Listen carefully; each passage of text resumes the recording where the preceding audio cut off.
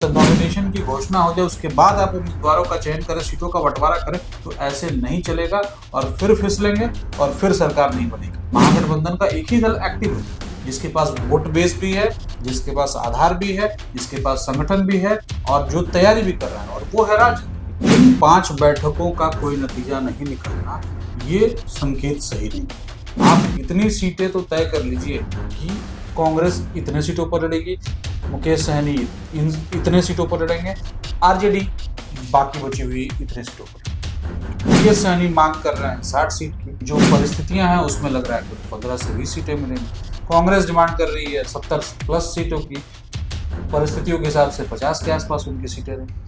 AIMIM कभी भी महागठबंधन के साथ नहीं हो सकता। एआईएमआईएम ओवैसी के बारे में परसेप्शन ये है कि वो बैकडोर से भाजपा की मदद करते हैं। ये आरजेडी और कांग्रेस ये दोनों ने परसेप्शन बना कर रखा है। देखिए, आज चर्चा जो है बिहार के मुख्यमंत्री की करने वाले हैं। मुख्यमंत्री कौन बने हुए उनकी चर्चा नहीं, जो 2025 चुनाव के बाद बन जाएंगे उनकी चर्चा। महागठबंधन में चर्चाएं हैं कि तेजस्वी यादव मुख्यमंत्री बनेंगे। तो कैसे बनेंगे? 5 बार उनकी कोऑर्डिनेशन कमेटी की बैठक हो चुकी, लेकिन अब तक जो है ये खुलकर सामने नहीं आया क्या तेजस्वी यादव सही में मुख्यमंत्री बनेंगे, क्या सही में मुकेश सहनी डिप्टी सीएम बनेंगे। तमाम चीजों पे असमंजस जो है अभी भी स्थापित है। हमारे इन तमाम मुद्दों पे चर्चा करने के लिए हमारे साथ हमारे संपादक पवन प्रकाश जी हैं। कैसे देखते हैं, अभी भी असमंजस जो है वो बरकरार है, क्योंकि 5वीं बैठक हो चुकी और विपक्ष जो है उसका चेहरा अब तक निकलकर सामने नहीं आया। कांग्रेस का बयान कुछ और होता है, मुकेश सहनी का बयान कुछ और होता है, और राजद तो तेजस्वी यादव को मुख्यमंत्री मान रहा है, लेकिन इन तमाम पार्टी गठबंधन में है तो ये लोग माने तब तो। मुख्यमंत्री मानने से थोड़ा ना होगा, अभी ये है कि वो मुख्यमंत्री का चेहरा बन सकते हैं, बन जाएंगे, इसमें कहीं कोई डाउट नहीं है। लेकिन इन 5 बैठकों का कोई नतीजा नहीं निकलना, ये संकेत सही नहीं।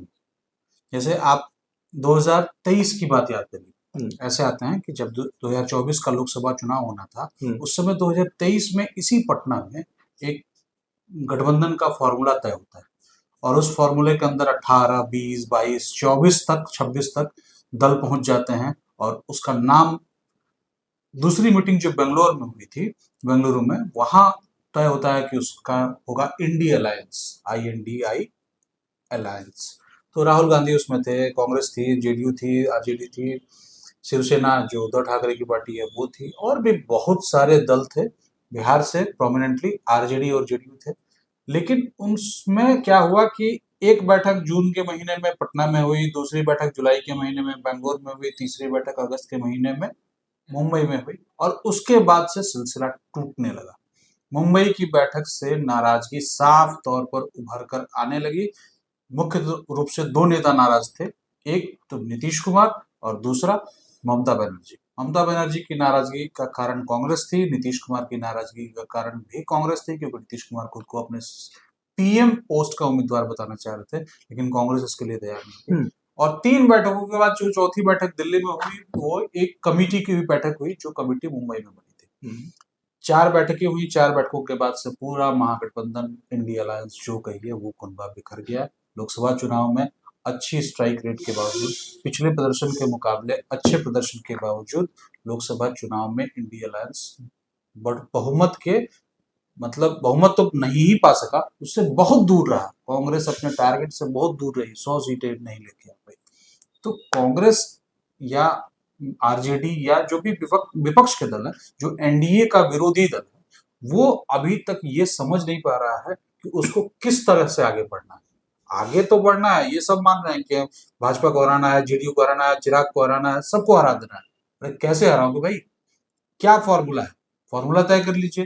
ठीक है, आप ये तय नहीं कर सकते हैं कि कुम्हरार से कौन लड़ेगा, गोपालगंज से कौन लड़ेगा, बेतिया से कौन लड़ेगा, छपरा से कौन लड़ेगा, तरैया से कौन लड़ेगा। आप वो छोड़ दीजिए, आप इतनी सीटें तो तय कर लीजिए कि कांग्रेस इतने सीटों पर लड़ेगी, मुकेश सहनी इतने सीटों पर लड़ेंगे, आरजेडी बाकी बची हुई इतने सीटों पर लड़ेंगे। क्योंकि अभी क्या है कि मांग और वास्तविकता दोनों के अंदर, दोनों के बीच का जो अंतर है वो बहुत बड़ा है। मुकेश सहनी मांग कर रहे हैं 60 सीट की, जो परिस्थितियां हैं उसमें लग रहा है कि उन्हें 15 से 20 सीटें मिलेंगी। कांग्रेस डिमांड कर रही है 70 प्लस सीटों की, परिस्थितियों के हिसाब से 50 के आसपास उनकी सीटें रहेंगी। तो मांग और जो परिस्थिति है उसके बीच का अंतर लगातार बढ़ रहा है। अभी आपको घेरना है सरकार को। जुलाई में 5 दिनों का, इसी जुलाई में 5 दिनों का मानसून सत्र शुरू होगा बिहार विधानमंडल का, आखिरी सत्र है विधानमंडल का, ये मतलब इस सरकार का। तो आपको इसमें घेरना है, आप साथ नहीं है, आप क्लैरिटी नहीं रख रहे हैं कि कितनी सीटों पर कौन लड़ेगा, क्या लड़ेगा, कैसे लड़ेगा। तेजस्वी यादव कोऑर्डिनेशन कमेटी के चेयरमैन के रूप में सभी दलों से मांगते हैं कि आप किन सीटों पर लड़ेंगे और क्यों लड़ेंगे, ये आप उनको लिखित में बताइए। कांग्रेस इसका विरोध करती है, बाकी दल भी दबे चुप के विरोध ही करते हैं, लेकिन खुलकर कोई सामने नहीं आता है। लेकिन तेजस्वी के पास वो लिस्ट भी नहीं जाती है, तो आखिर कर क्या रहे हैं आप? नहीं, आपका इशारा है कि लोकसभा चुनाव में जिस तरीके से इंडिया अलायंस बिखर गया, क्या बिहार विधानसभा में महागठबंधन बिखर जाएगा? तो बिखर जाएगा तो कोई बहुत आश्चर्य नहीं होगा। स्कोप कहाँ है? आप मतलब व्यवहारिक डिसीजन नहीं कोई ले रहा है, व्यवहारिक ना डिमांड हो रही है, ना व्यवहारिक कोई निर्णय लिए जा रहे हैं। आप सीट नहीं, अगर चीजों को पेपर पर नहीं उतारेंगे, चीजों को क्लियर नहीं करेंगे, तो कौन सा नेता आपका चुनाव में तैयारी में जाएगा, कौन सा नेता इस बार आपके लिए बगावत नहीं करेगा, कौन सा नेता आपके अलाई दल के उम्मीदवार को सपोर्ट करेगा, ये आपको कैसे क्लियर होगा? आप चाह रहे हैं कि आखिरी के मतलब नॉमिनेशन की घोषणा हो जाए, उसके बाद आप उम्मीदवारों का चयन करें, सीटों का बंटवारा करें, तो ऐसे नहीं चलेगा और फिर फिसलेंगे और फिर सरकार नहीं बनेगी, फिर फिसलेंगे, फिर धोखा मिलेगा। धोखा मिलेगा, नहीं मिलेगा, आप सरकार तक नहीं पहुंच सकते। हो सकता है कि बाद में सब कुछ कॉम्प्रोमाइज कर ले, मुकेश सहनी मान जाए 15 सीटों पर, 20 सीटों पर, 25 सीटों पर मान लेते हैं, लेकिन कॉम्प्रोमाइज के बाद भी आप स्थिति जीतने वाली कहां बनेगी? आज पूरे बिहार में महागठबंधन का एक ही दल एक्टिव है, जिसके पास वोट बेस भी है, जिसके पास आधार भी है, जिसके पास संगठन भी है और जो तैयारी भी कर रहा है, और वो है राजद। इसके अलावा कांग्रेस कहीं पूरे राज्य में तैयारी करती नहीं दिख रही, मुकेश सहनी भी तैयारी करते नहीं दिख रहे, वाम दलों का भी वही हाल है। तो फिर आप किसके, सिर्फ अकेले तेजस्वी के प्रचार कर देने भर से आप जीत जाएंगे? तो फिर क्या जरूरत है तेजस्वी को आपको एक्स्ट्रा सीटें देने की? आप तेजस्वी जितना दें उतने में खुश हो जाए। तो चीजों को तय तो करना पड़ेगा, नहीं तय करेंगे तो फिर आखिरी मोमेंट की तैयारी में फिसल। असमंजस की स्थिति तो बनाए हुए हैं महागठबंधन में, तो कई ऐसे दल जो हैं वो महागठबंधन को सपोर्ट भी करना चाह रहे हैं। एआईएम के जो प्रदेश अध्यक्ष हैं अख्तरुल इमाम जो है, विधायक भी हैं, उन्होंने कहा है कि आप हमारे साथ बीच में मिलकर चुनाव लड़िए, लेकिन तेजस्वी यादव का कोई बयान नहीं आता है इस पर। कहीं ना कहीं जो है तेजस्वी यादव को मौका मिल रहा है कि आइए हम साथ लड़ते हैं, लेकिन तेजस्वी यादव इस चीज को चूक रहे हैं क्या? नहीं, एआईएमआईएम कभी भी महागठबंधन के साथ नहीं हो सकता है, ये पहले दिन से सब कुछ क्लियर है। एआईएमआईएम को आरजेडी, कांग्रेस, ये जो दल हैं, इन लोगों ने भाजपा की बी टीम शुरू से माना है और उसके साथ समझौता नहीं करते हैं वो, क्योंकि जेडीयू अगर भाजपा के साथ है तो भाजपा के साथ दिखती है, जेडीयू अगर भाजपा के खिलाफ है तो भाजपा के खिलाफ दिखती है।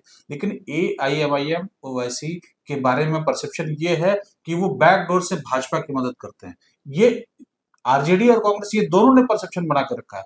आप सोचिए कि देश के 25 दल मिल जाते हैं, 26 दल मिल जाते हैं, इंडिया अलायंस बन जाता है, उसमें आप एआईएमआईएम को बाहर रखते हैं, उन्हें एक मतलब न्योता तक नहीं भेजते हैं कि अगर आपको शामिल होना है तो शामिल हो जाए। तो एआईएमआईएम जब पूरे राष्ट्रीय फलक पर साथ नहीं आया तो बिहार में कैसे आएगा? बिहार में 5 सीटें जीत लेने से थोड़े ना हो गया। आप जब 5 सीटें जीती तब वो स्थितियां अलग थी, वो ठीक है 15 सीटों पर आरजेडी को नुकसान किया, लेकिन आरजेडी सिर्फ उन्हीं के कारण नहीं हारी, आरजेडी दूसरे फैक्टर्स के कारण भी हारी, महागठबंधन दूसरे फैक्टर्स के कारण सरकार नहीं बना पाया और एनडीए को दूसरे फैक्टर्स के कारण जीत मिली। तो ऐसा नहीं है कि एआईएमआईएम इतना बड़ा फैक्टर हो गया कि वो आपको मतलब सरकार बनाने से रोक लगा, वो आपको कुछ सीटों पर नुकसान कर सकता है, और वो कुछ सीट जो है जरूरी नहीं है कि वो मिल भी जाए तो भी सरकार बन जाएगी, क्योंकि जैसे ही आप और ये दोनों साथ आएंगे आपका बिखराव तो मतलब कम होगा, लेकिन और भी दूसरे फैक्टर्स हावी हो सकते हैं। तो इसलिए एआईएमआईएम यहाँ पर बिहार में आप ये मान के चलिए, ये क्लियर कर सकते हैं आप कि एआईएमआईएम अभी की परिस्थितियों में बिहार में महागठबंधन के साथ किसी हाल में नहीं आएगा। चलिए, तमाम बातों को सुन रहे थे। देखिए, मुख्यमंत्री चेहरा क्यों नहीं बन पा रहे थे तेजस्वी यादव, क्यों नहीं महागठबंधन में अभी तक जो है स्थिति सामान्य हुई है, तमाम बातों को सुन रहे थे। देखिए, एनडीए में भी स्थिति अभी असामान्य है, इसकी भी चर्चा जो है कल आप लोग के सामने करेंगे। इस तरह के अपडेट्स के लिए बने रहे इनसाइडर लाइव के साथ। धन्यवाद।